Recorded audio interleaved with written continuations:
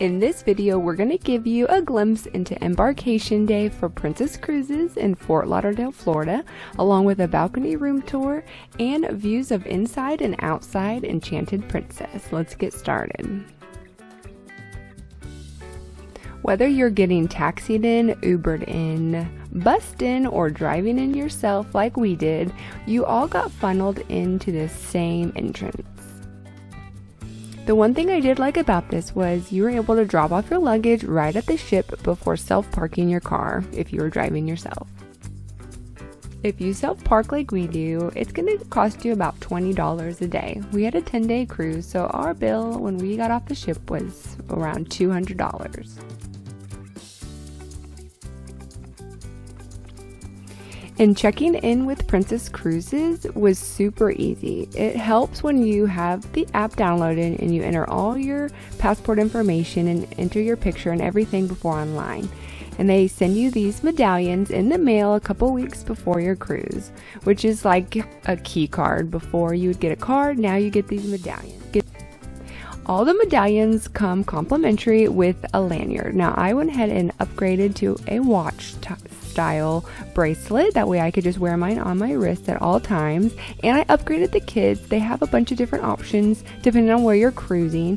I did tropical animals, so I did one child a dolphin and the other one a sea turtle. But if you're going to Alaska, they have moose and bear and have other animals for other places that you would cruise. So the kids really enjoyed that little upgrade to their medallion. We were taking a New Year's cruise. We left on December 30th and came back on January 9th. That's why my kids have New Year's Eve hats on. Princess has changed a lot since the last time we cruised with them. With these medallions, you just walk up close to your room and your doors automatically unlock. And here's a quick room tour of a balcony with a drop-down bed from the roof.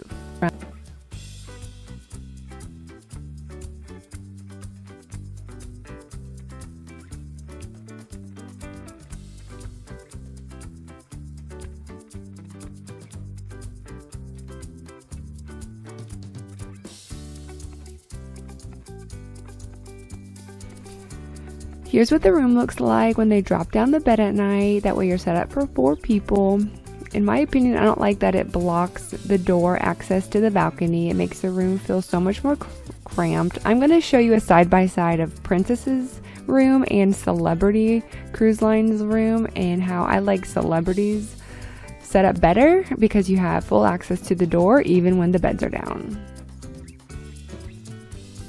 And as always, when you first get on a ship, you need to find where your muster station is.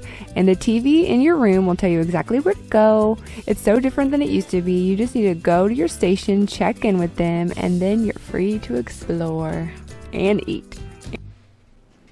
Once we finally made it up to the buffet, we were leaving Fort Lauderdale. And here's some views from the ship while you're leaving. And I do have to say, I do like Princess's buffet better than Celebrity's. It never seemed too crowded, and you always had a place to sit. They had it well stretched out, like it went through a few sections, and it just seemed really well organized. So that part of Princess I did like better.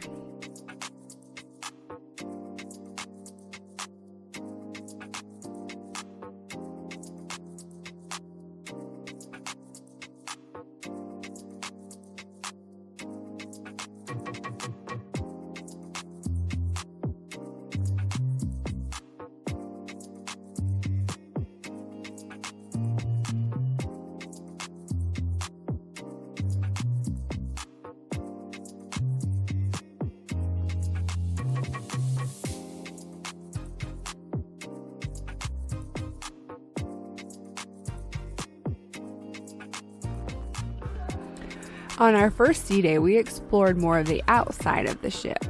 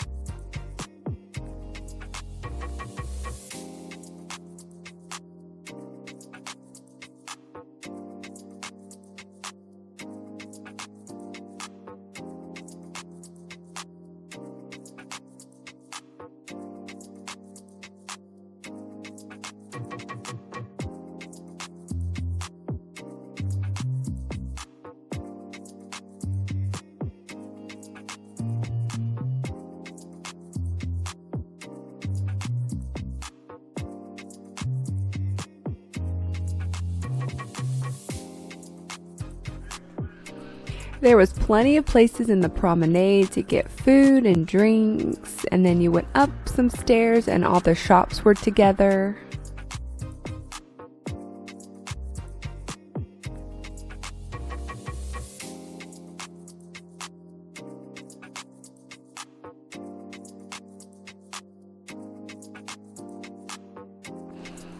And one of our favorite spots was the gelateria, or the gelato shop, and it was free unless you wanted a premium dessert.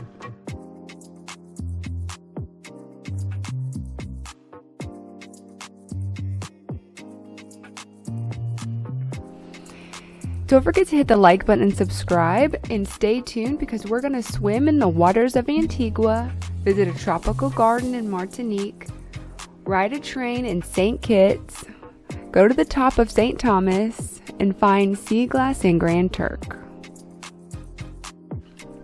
And until next time, adventures are out there. Are you? Thank you and have a blessed day. Bye. Adventures are out there. Come join us on this ride. From the Grand Canyon's majesty to the mountains high. With every mile we travel, in the beauty we will find. God's creations all around, so wondrous and so kind.